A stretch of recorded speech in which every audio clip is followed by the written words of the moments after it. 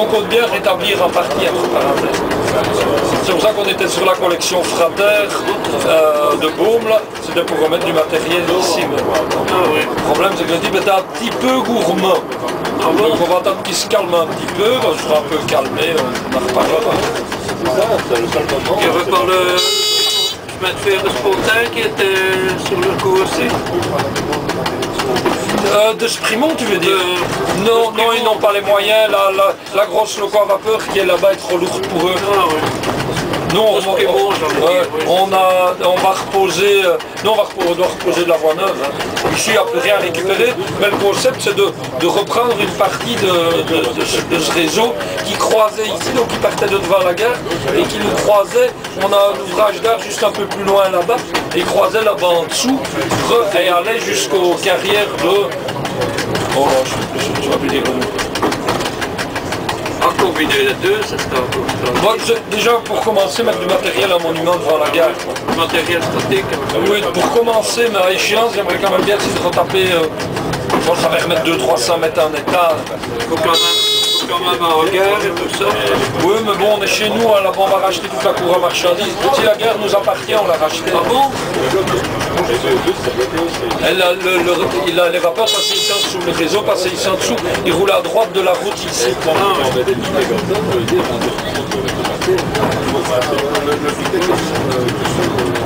arrête au début du quai. Avant le quai ou au quai? Maintenant, ce qu'on ferait peut-être bien, on irait peut-être jusque devant la gare. Pour ceux qui veulent faire une photo, je vais aller tourner les boules. Fais attention, je vais ouvrir la porte. On va aller se mettre devant la gare.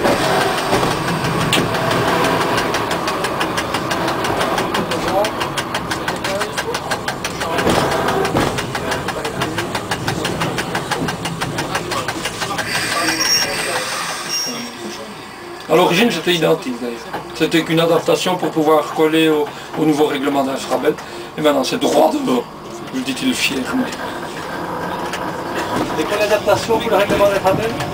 Oh, ici, quand les derniers autorails 46 ont roulé en 92, ils étaient encore équipés en Westinghouse du jour, où les 46 n'ont plus roulé, les freins Westinghouse ont été jugés non réglementaires. Toutes les triples valves, ce qu'on appelait les freins triple valve Westinghouse, etc., ont été déclarés non réglementaires pour le réseau SNCB. Donc on a dû monter du Orlikon à la place. On a monté du FD1 Orlikon à la place. Et alors on a dû monter une CGFA et un distributeur LST avec conduite générale du frein automatique que vous avez sur le petit manomètre là-bas. Donc quand il lâche la veille automatique, il y a une application automatique de frein qui se fait via un distributeur de frein sur lequel je n'ai aucun contrôle. Ça c'est un système propre de sécurité à l'autorail qui ne sert qu'à, en cas de dépression, les freins s'appliquent, point barre. Mais je n'ai pas de possibilité d'empêcher les freins de s'appliquer, c'est une sécurité. Et avec le Westinghouse, c'était pas... Ah, c'était un frein direct, tout simple. Quoi. Ah, oui. Donc il n'y avait plus d'air, on était parti quand même. Quoi. Ah oui, donc il n'y avait pas il n'y avait pas en sécurité. On ne travaillait pas en sécurité. Il y avait juste un frein où on admettait de l'air vers un piston de frein. C'était pas un frein direct. Oui, mais il n'y avait que le frein direct. Il y avait une simple triple valve, mais qui ne travaillait pas dans le sens de la sécurité. Et vous étiez parti avec, c'était une boîte mécanique, une boîte de vitesse mécanique, alors vous étiez parti avec. Quoi. Et c'est plus que le frein. Oui, alors bon, maintenant, il a, ça devient, c'est un engin extrêmement pointu maintenant. Mais enfin, ça va bien, je dois dire, franchement, c'est fiable. Franchement, ça va bien, en plein.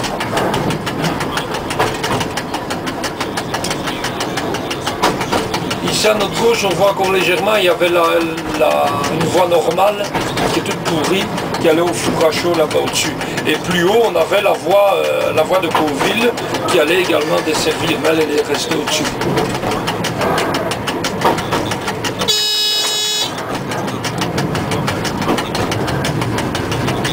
Chargé ici, il y avait une voie ici en bas, il savait charger les wagons de marchandises. Il passait dans l'arche du pont là alors. Ouais, et il chargeait ici. Oui. Il savait charger les wagons ici. C'est un ancien four à chaud ça.